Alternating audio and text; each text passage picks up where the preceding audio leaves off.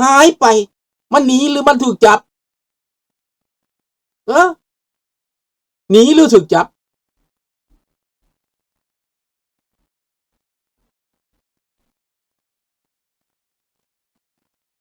ดังนั้นพี่น้อง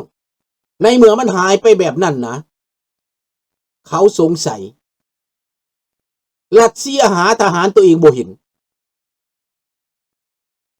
แล้วปรากฏว่าไครเมียมีการขนอาวุธหนีส่งกองทัพหนีส่งประชาชนหนีส่งพวกที่เขามายึดนั่นหนีแต่ก่อนเคยมายึดเฮือนยึดซานเคยมาเขามาเต็มคนรัสเซียมาอาบน้ำละดูฮ้อนปีนี้คนรัสเซียแตกหนีจากไครเมียแตกหนีจากเคอร์เซนมันแปลกบ่แต่ก่อนนั่นนะหน้าฮ้อนนี่ละคนรัสเซียหลั่งไหลมาจากมอสโกมาอาบน้ำอยู่ทะเลดำแล้วก็มาอยู่ทะเลดำเต็มสัมมาท่องเที่ยวแต่ตอนนี้บรรยากาศโมเมนต์ตัวนั้นแล้วเป็นอย่างเพราะโดรนยูเครนสามารถยิงยนต์ตกสู้34ตก2 ลำเฮลิคอปเตอร์ตกแล้วก็ใส่โดรนบินเข้าไปทำลายสางอาวุธอยู่ในไครเมียบินเข้าไปทำลายกองบัญชาการอยู่ในไครเมียเข้าไปจัดการกองพันต่างๆเคอร์เซนบอบบางทหารหนีไปเป็นพันไครเมียรู้สึกว่าบ่ปลอดภัยเพราะว่าถ้าเสียเคอร์เซนไปแล้วไครเมียก็ขาดบ่อนป้องกันทางรถไฟที่เคยขนอาวุธไปมานั้นถูกยูเครนตัดขาดยูเครนเข้าถึงเขาทำลายได้นี่ดังนั้นในรัสเซียในตอนนี้กระเสือกกระสุนกระวนกระวายกันไปเบิดอยู่มอสโกก็บ่ปลอดภัยยูเครนส่งโดรนไปเผาป่าได้ไปเผาสางอาวุธได้ไฟใหม่เฮือนซานคนนึกกระถึกนึกนองสนามบินปิดมืดเบิดมอสโกควันไฟมืดหมดมอสโกพี่น้องนี่คือเขาห้องว่าอโปคาลิปส์มันกำลังเริ่มเดี๋ยวนี้ยูเครนตามหยังตามยักษ์ของเพิ่นนะเพิ่นเอาออกมาเป็นลูกใหญ่ได้พี่น้องวาดภาพเบิ่งเด้อลำเสาคันสิว่าแล้วสับแท่งน้ำมันยาว20 เมตรยาว30 เมตร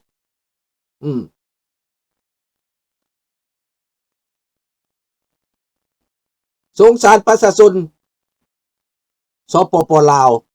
รัฐบาลลาวอ่อนแอประเทศชาติลำบากแม่นบ่ดังนั้นพี่น้อง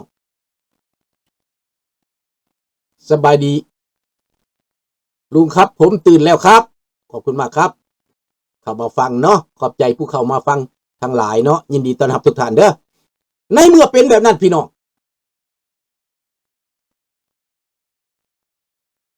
คนรัสเซียตกกระจายทหารหนีไปเป็นพันบ่ฮู้จักว่าไปไสแล้วยูเครนสามารถไล่ตามไล่ล่าระเบิดนิวเคลียร์ของเพิ่นนั่นยากซะนะเอาออกมาปุ๊บสบายดีสง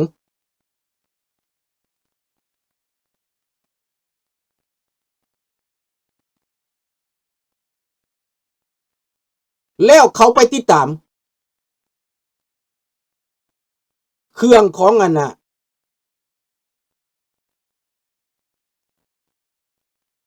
โดรนของยูเครน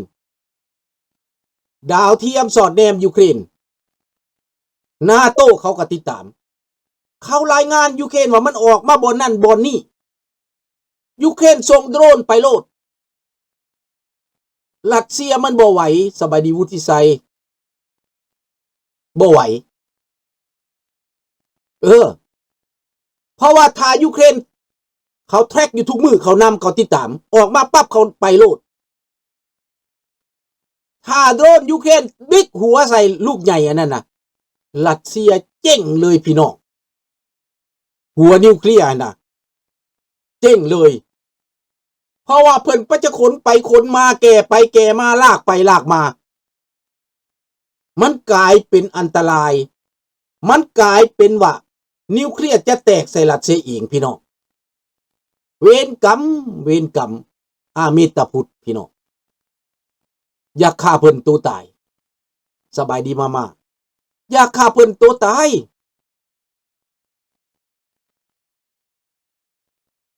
ทุกวันนี้ผมไม่รู้ว่าประเทศลาวบ้านเกิดของผมนั้นยังมีรัฐบาลอยู่ไหมถนนก็ไม่มีเลยหน้าฝนก็ไม่สามารถเดินได้วิ่งได้ครับถนนมีแต่ตม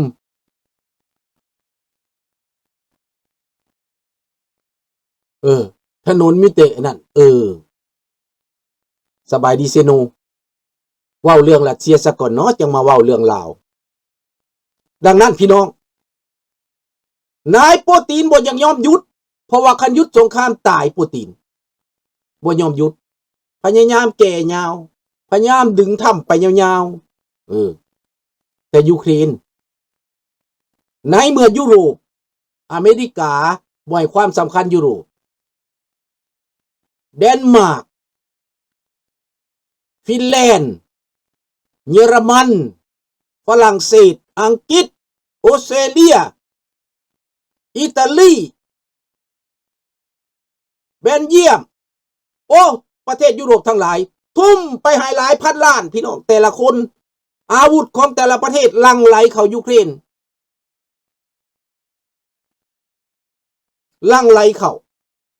อาวุธแนวดีๆต้องเข้าไปในยูเครนหมดสบายดีท่านเพชรสมรเข้าไปในยูเครนหมด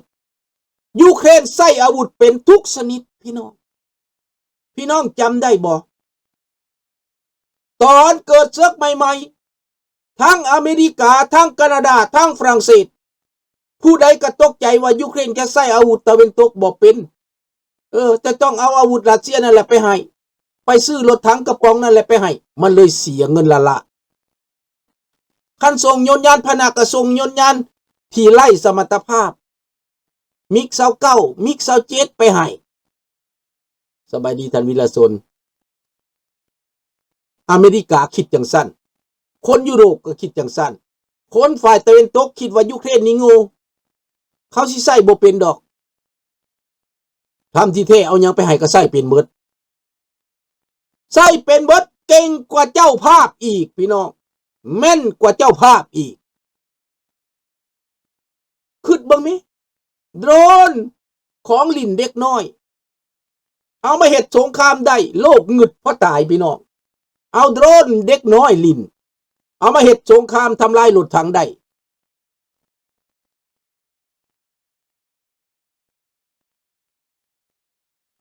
ดังนั้นพี่น้อง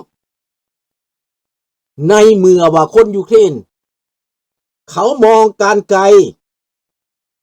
เซเลนสกี้ต้องเอาเงินที่ได้มางบประมาณที่ได้มาแทนที่จะไปจ่ายฟุ่มเฟือยเขาทุ่มใส่การผลิตโดรนเขาทุ่มใส่การผลิตกองพลโดรนมีกองพลนี่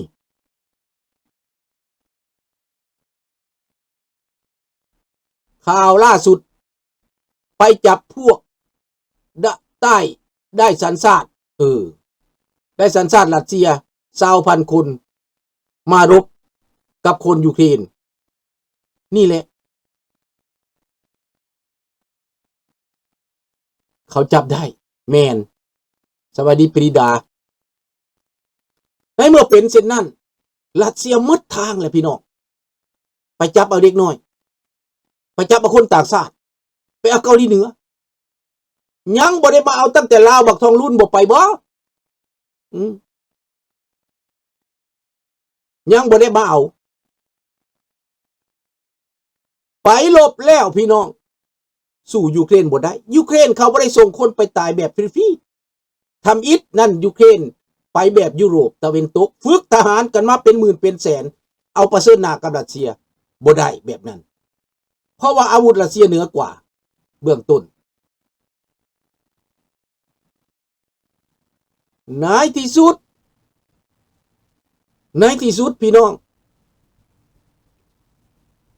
เดี๋ยวจะเว้าเรื่องถ้ำกันให้ฟังดอกเดี๋ยวสิเว้าไปหลบเวลาไปหลบ ทหารรัสเซียส่งมาเป็นกองร้อยส่งมาเป็นกองพันยูเครนบ่ได้ไปประเสริฐหน้าเขาไปตั้งหลักเขาถอยมาเขาวางลูกปืนวางอาวุธจะยิงไปจักเม็ดจักกิโลเมตรมันมาฮ้อนหันจะยิงไปบ่หันเขาวางแผนแบบนั้นได้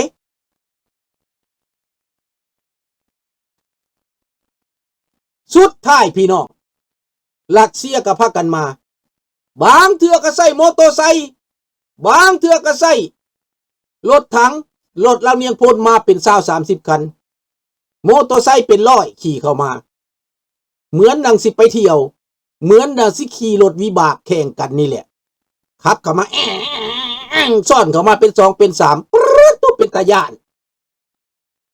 แต่ว่าบัดลูกโดนตกใส่หัวแต่โอ้ยทิ่มรถแลนทิ่มปืนแลนรถถังกับจาวลินตุ้มใส่จู้ผากระเปิงโป้งขึ้นลูกปืนก็ไปพ่อปืนหัวกระโปงก็ไปหัวกระโปงคนก็ตกไปละจังละจายสักดูดกแดกแดกดิ้นดาวดิวอยู่น้ำหมูนั่นเอ้ยเห็นแล้วมันบ่น่าเป็นสมเพศประเทศมหาอำนาจจักดีพี่น้องเอ้ยบ่สมคำว่าโฆษณาส่วนเสื่อมแม้แต่นิดเดียวกองทัพอเมริกาไปลบเขาไม่ได้เป็นแนวนี้เขาไม่ได้เป็นแนวนี้แต่รัสเซียเป็นแบบนี้อเมริกายั่วไอ้มันเอาต่อไปยั่วมันเอาต่อไปอีตาถ้ำเล่าเว้าหั่นน่ะบางเถื่อมันเป็นกลยุทธ์เด้อพี่น้องเด้อ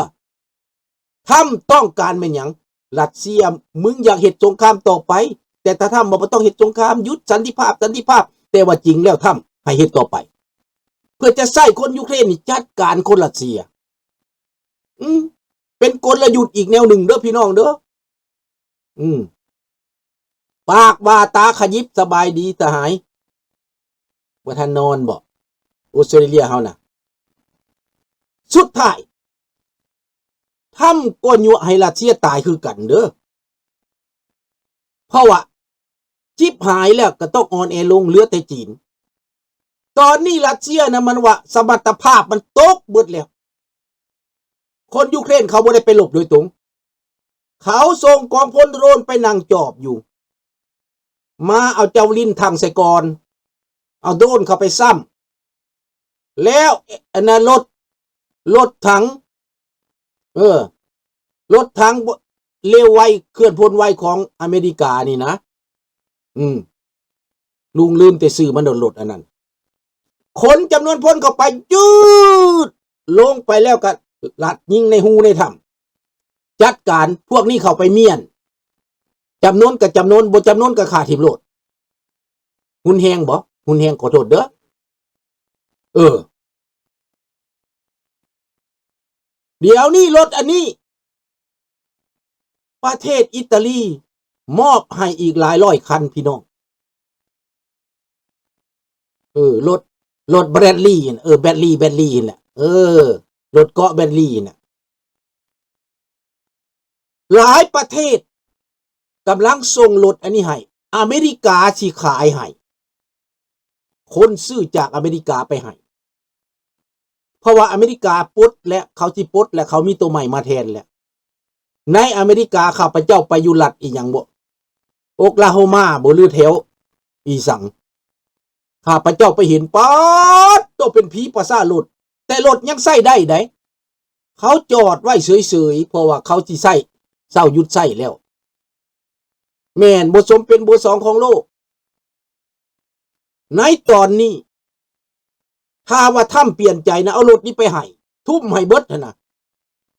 รัสเซียเป็นผุยผงพี่น้องยูเครนเขาใส่คนปิ่นเขาใส่กอมมังโดหน่วยละ10ละ5เท่านั้นได้เขาเอาโดรนจัดการก่อนเอาเจ้าลิ้นจัดการก่อนในเมื่อเจ้าแตกทับแล้วผู้ปืนทิ่มปืนแล้วก็มีเขาแล่นเขาไปจัดการนั่นแหละแบบเดียวกันมันแบบเดียวกันก็รัฐบาลลาวเขามันเฮียนมานำกันหลักสูตรเดียวกัน